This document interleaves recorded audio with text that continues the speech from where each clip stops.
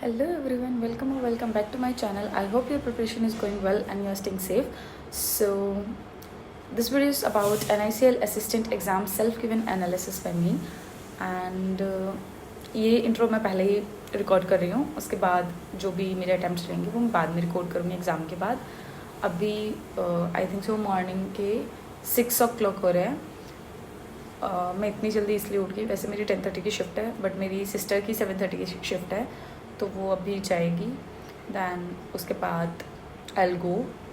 फिर ख़त्म होने के बाद exam I will record second half of the video. So hi everyone, intro मैंने पहले ही रिकॉर्ड कर लिया था बिकॉज मैं उस टाइम पे फ्री थी तो मुझे ऐसा हुआ कि इंट्रो पहले ही रिकॉर्ड करके रखती हूँ. एंड बात करें मेरे अटैम्प्ट्स की, पहले मैं बताती हूँ मैंने कहाँ से अप्लाई किया है. मैंने चंडीगढ़ से अप्लाई किया है. हरियाणा में मैंने इसलिए अप्लाई नहीं किया, मतलब ऐसे तो कुछ रीज़न नहीं था बट मुझे चंडीगढ़ ज़्यादा पसंद है एंड सेम वैकेंसीज थी दोनों उसमें. इवन लास्ट ईयर 2024 में हरियाणा में ज़्यादा वैकेंसीज थी एंड इस बार कम हो गई थी तो उसके कट ऑफ का प्रेडिक्शन करना बहुत मुश्किल था. सो मैंने इसलिए चंडीगढ़ से फिल किया क्योंकि 2024 में भी 2 ही वैकेंसी थी एंड इस साल भी 2 ही वैकेंसी हैं चंडीगढ़ में. एंड मैंने 2 वैकेंसी के लिए ऐसे नेक टू नेक वाला कंपटीशन, मतलब नेक टू नेक नहीं, टफ कंपटीशन के लिए पता नहीं कैसे फॉर्म फिल कर दिया बस 2 वैकेंसी के लिए. बट यू नेवर नो किस्मत कहाँ आपको ले जाए, तो फिर मैंने इसलिए फॉर्म फिल कर दिया था. बात करें मेरे अटेम्प्ट्स की तो आज था मेरा सेकंड शिफ्ट में 27 को. हाँ, सेकंड शिफ्ट में था. इंग्लिश में मेरे 30 out of 30 हैं, रीजनिंग में 35 out of 35 हैं. बात करें इंग्लिश की तो एज सच कुछ मुश्किल था नहीं, बहुत ऐसे स्ट्रेट फॉरवर्ड जो भी होते हैं आंसर्स वैसे ही थे.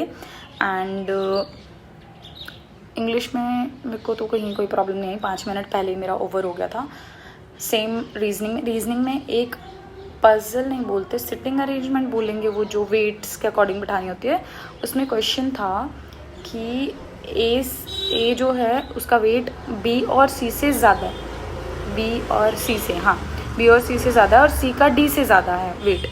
एंड ई का सिर्फ 1% से कम है, वो है एफ. भाई ये बच्चे नहीं दिखते यार, कितना बोलते हैं ये. तो एफ से एक नीचे, ई से एक ही ऊपर बंदा है, वो है एफ. सो रीजनिंग में ऐसे करके कोई पजल थी एंड उसमें एफ फर्स्ट पे बैठा था, देन ई बैठा था, देन ए बैठा था एंड बी सी की पॉसिबिलिटी नहीं थी कि मतलब ऐसे एग्जैक्ट नहीं दे रखा था. देन डी बैठा था एंड वो बोल रखा था उन्होंने कि बी से 1 किलो कम है डी. देन फिर क्वेश्चन था एक जिसमें एफ, ए एंड सी उनका 21 kg से नीचे इवन में वेट है एंड ऑप्शंस दे रखे थे 18, 19 एंड 15 की ई का इनमें से कौन सा वेट नहीं हो सकता. मतलब वो थोड़ा ज़्यादा कंफ्यूजिंग था, वो टाइम टेकिंग था. वैसे मेरे सारे क्वेश्चंस 5 मिनट पहले हो गए थे बट उस क्वेश्चन ने टाइम लिया जो कि वो लास्ट वाले 5 मिनट्स उसको अच्छे से सॉल्व करने में लगाए.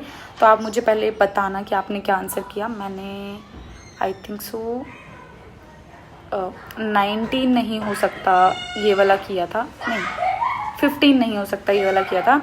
एंड पता नहीं क्यों मेरे को डाउट था कि या तो सेकेंड एंड थर्ड हो सकता है या थर्ड भी हो सकता है. तो वैसे मैं 35 करके आई हूँ. वहाँ मेरे एक क्वेश्चन में अगर रहेगा तो एक्यूरेसी बिगड़ सकती है. देन बात करें क्वांट्स की, भाई एक तो पता नहीं क्या हो रहा है पिछले 4 पेपर से. RBI असिस्टेंट से स्टार्ट हुआ था, इस ईयर में पता नहीं क्या हो रहा है मेरे साथ कि जो शिफ्ट आ रही है भाई उसी में पता नहीं क्यों झोल हो ही जा रहा है कि मेरी वाली शिफ्ट मुझे ही वो डिफ़िकल्ट लग रही है. लेकिन मैं जब रिव्यूज़ एनालिसिस वगैरह देख रही हूँ तो उसमें वो बोल रहे कि हाँ भाई ये वाली शिफ्ट थी थोड़ी डिफ़िकल्ट वाली साइड पे. एंड आज भी मैंने देखा कि फर्स्ट शिफ्ट ईजी आई है, देन सेकेंड शिफ्ट की क्वांट्स उन्होंने लोचा कर दिया. ऐसा नहीं बोलूँगी कि ऐसे सबके लिए ही डिफ़िकल्ट थी, क्योंकि जिनकी बहुत अच्छी है क्वांट्स तो उनको लगी होगी आसान, वो बोलेंगे भी कि भाई क्या ही था, हलवा तो था उसमें, करने जैसा था ही क्या. बट अगर बात करें ऑन एन लाइक एवरेज बच्चों की बात करें जो मेरे जैसे हैं, मेरे जैसे नहीं समझ सकते, जिनकी एवरेज क्वांट्स है तो फिर उनकी बात करें तो उनको लगा होगा. कुछ जो सिंप्लीफिकेशन के भी क्वेश्चंस थे ना, ऐसे बोलते हैं ना कि बिल्कुल डायरेक्ट आते हैं, बहुत ऐसे normal 1 word. Even RBI assistant के भी क्वांट्स के क्वेश्चंस बहुत इजी थे बट इसके ऐसे पॉइंट्स में दे रखा है और पॉइंट्स वाले अप्रॉक्सीमेशन में नहीं थे, वो प्रॉपर सॉल्व करने पे ही निकलेंगे वैसे वाले थे. एंड फिर फर्स्ट शिफ्ट में नंबर सीरीज़ आई थी। नंबर सीरीज़ फिर भी हो जाती है एक टाइम के लिए, बट रॉन्ग नंबर सीरीज़ ऐसी है जिसमें लगता है टाइम समझने में। मेरे को तो लगता है, देखो मेरे को रॉन्ग नंबर सीरीज़ से थोड़ी ज़्यादा डिफ़िकल्ट लगती है। तो मेरे 2 रॉन्ग नंबर सीरीज़ में भी रह गए थे, एंड DI में भी ऐसे डूएबल तो थी DI, बट उसमें क्वेश्चन बहुत ऐसे लेंदी वाले दे रखे थे, 1 लाइन में ख़त्म होने वाले क्वेश्चंस नहीं थे जो कि होने चाहिए थे, जैसा कि बताया जा रहा था NICL का लेवल जो होता है।